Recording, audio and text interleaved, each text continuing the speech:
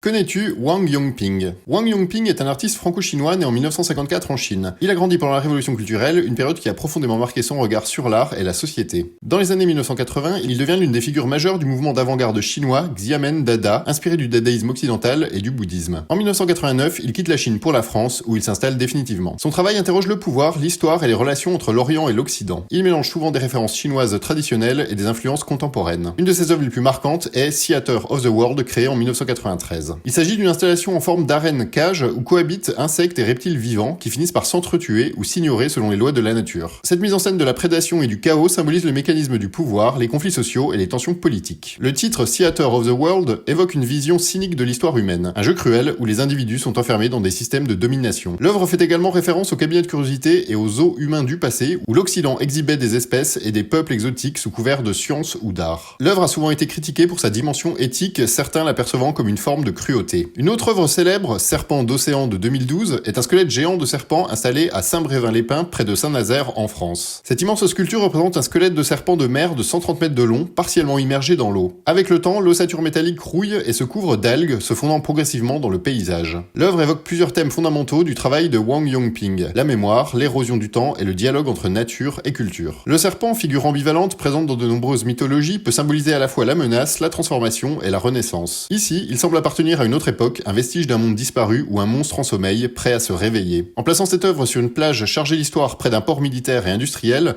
l'artiste suggère aussi une réflexion sur l'héritage colonial et les échanges entre l'Orient et l'Occident. Le serpent, souvent associé au dragon chinois, semble échouer en terre étrangère, évoquant l'impact du passé sur le présent. Enfin, cette œuvre évolutive interroge notre rapport au temps et à l'environnement. Que restera-t-il de nos civilisations dans quelques siècles? Ces deux œuvres montrent la force de la démarche de Wang Yongping, un art qui confronte, interroge et parfois dérange, mais qui invite toujours à une réflexion profonde sur notre monde. Voilà, c'est tout pour aujourd'hui. N'hésitez pas à me dire ce que vous pensez de cet artiste en commentaire et à liker et partager la vidéo si elle vous a plu. À bientôt!